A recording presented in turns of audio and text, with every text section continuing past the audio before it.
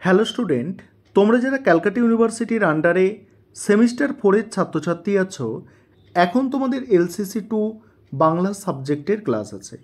আজকের ক্লাসে তোমাদের 5 নম্বরের দুটি গুরুত্বপূর্ণ প্রশ্নের উত্তর নিয়ে আলোচনা করব এবং এই প্রশ্ন দুটো তোমাদের 2022 সালে একবার এসে গিয়েছে এবং তোমরা যারা 2024-এ পরীক্ষা দিতে চলেছ তোমাদের জন্য এই প্রশ্ন দুটো খুবই গুরুত্বপূর্ণ। আর প্রশ্নের উত্তরগুলো খুব সহজ ভাষায় লেখা হয়েছে যাতে তোমরা সহজে মনে রাখতে পারো। চলো প্রশ্নের উত্তর দুটো দেখে নাও। প্রথম প্রশ্ন, অপিনিহিতি। অপিনিহিতি সম্পর্কে টিকা অর্থাৎ অপিনিহিতি সম্পর্কে লিখতে বলা হয়েছে। শব্দের মধ্যে হস্যই বা হস্যৌকার থাকলে সেই হস্যই বা হস্যৌকে নির্দিষ্ট স্থানের আগে বা পূর্ববর্তী ব্যঞ্জনের আগে উচ্চারণ করার রীতিকে অপিনিহিতি বলে। ডক্টর সুনীতি কুমার চট্টোপাধ্যায়ের মতে অপিনিহিতি সমান সমান আগে স্থাপন। অপিনিহিতি নামটা তারই দেয়া। উদাহরণ দেখলে তোমরা বুঝে যাবে যে হস্যইকারের অপিনিহিতি। এখানে কি বলা হচ্ছে দেখো, রাতি, রয়াকা তস্যই রাতি। এখানে কি হলো সেটা রাইত, রাইত। এখানে হস্যই ত ধ্বনির আগে উচ্চারিত হলো রাইত, ঠিক আছে, রাতি আর হচ্ছে কি রাইত। তারপরে কি আছে দেখো, কোরিয়া, কইরা, ঠিক আছে, কোরিয়া কি হচ্ছে কইরা। এখানে হস্যই র ধ্বনির আগে উচ্চারিত হয়েছে। তারপরে হস্যৌকারের অপিনিহিতে এখানে দেখো সাধু, সাউধু, সাউথ, সাধু আর সাউথ। এখানে হস্যৌ ধ ধ্বনির আগে উচ্চারিত হয়েছে, ঠিক আছে, সাধু। আর এখানে কি হলো সাউথ, অর্থাৎ ধয়ের আগে হস্য উচ্চারণ হলো। যেমন এখানে মাছুয়া, ছু আছে তো, এই ছুটা মানে ছয়ের আগে উচ্চারণ হবে। দেখো এখানে হস্য ছ ধ্বনির আগে উচ্চারণ হলো মাউছুয়া। তারপরে দেখো বৈশিষ্ট্য কি বলা হচ্ছে। 1 নম্বর হচ্ছে হস্যই বা হস্যৌ ধ্বনি পূর্ববর্তী ব্যঞ্জনের আগে উচ্চারিত হয়।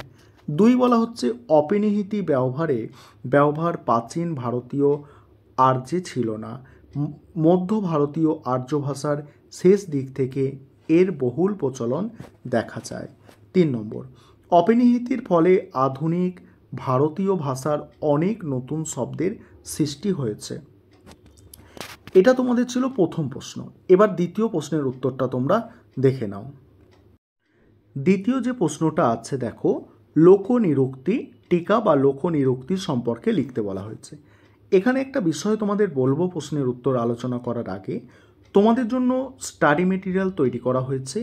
তোমরা যদি কেউ স্টাডি মেটেরিয়াল পারচেস করতে চাও এই নম্বরে যোগাযোগ করবে 9123005218। এই নম্বরে তোমরা যোগাযোগ করে স্টাডি মেটেরিয়াল পারচেস করতে পারবে। আমাদের স্টাডি মেটেরিয়ালের দাম রাখা হয়েছে 400 টাকা, যেখানে তোমরা 1 নম্বরের প্রশ্ন, 5 নম্বরের প্রশ্ন এবং 10 নম্বরের প্রশ্নের সাজেশান সহ উত্তর পাবে এবং যেখানে প্লাস প্রিভিয়াস ইয়ার্সের প্রশ্ন তোমাদের সলভ করা থাকবে। তাহলে এই প্রশ্নের উত্তরটা তোমরা বুঝে নাও। এখন লোক বলছে লোক সাধারণ বা অশিক্ষিত, লোক সাধারণ বা অশিক্ষিত, অল্প শিক্ষিত সাধারণ মানুষের জ্ঞান বিশ্বাস অনুসারে নির্ণীত ব্যুৎপত্তির ওপরে নির্ভর করে যখন শব্দের ধ্বনি পরিবর্তন ঘটে তখন তাকে লোকনিরুক্তি বলে। উদাহরণ দেখো, উদাহরণ হচ্ছে দেখো ঊর্ণভাব, ঊর্ণভাব, ঠিক আছে। তারপরে দেখো ঊর্ণভাব হলো, তারপরে টাকার কবির, টাকার কবির এটা হয়ে যাচ্ছে কি টাকার কুমির। তারপরে দেখো আর্ম চেয়ার, এটা হয়ে যাচ্ছে আরাম চেয়ার। তারপরে দেখো শোভন পাবড়ি, শোভন পাবড়ি কী হচ্ছে দেখো সোন পাপড়ি। এখানে এবারে দেখো এগুলোর ব্যাখ্যা দেওয়া হচ্ছে। বৈদিক ভাষায় মাকড়সার নাম ছিল ঊর্ণভাব, ঊর্ণভাব। ভব ধাতুর অর্থ হচ্ছে বয়ন করা, কিন্তু সাধারণ লোকের ধারণায় মাকড়সা নিজের নাভি থেকে লালা নিঃসরণ করে জাল বনন করে। এই প্রচলিত ধারণায় নাভি শব্দের ওপর নির্ভর করে নতুন শব্দ হয়েছে ঊর্ণভাব, ঊর্ণনাভ, ঠিক আছে, ঊর্ণনাভ।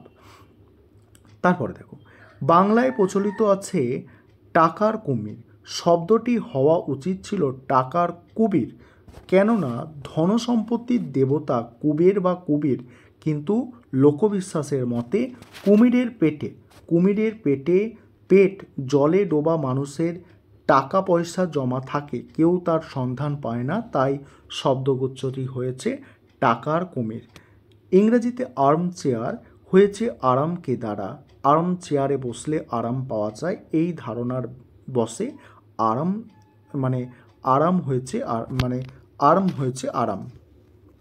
বৈশিষ্ট্য 1 নম্বর হচ্ছে অশিক্ষিত অল্প শিক্ষিত লোক সাধারণের বিশ্বাস লোকনিরুক্তি শব্দের সৃষ্টির প্রধান কারণ।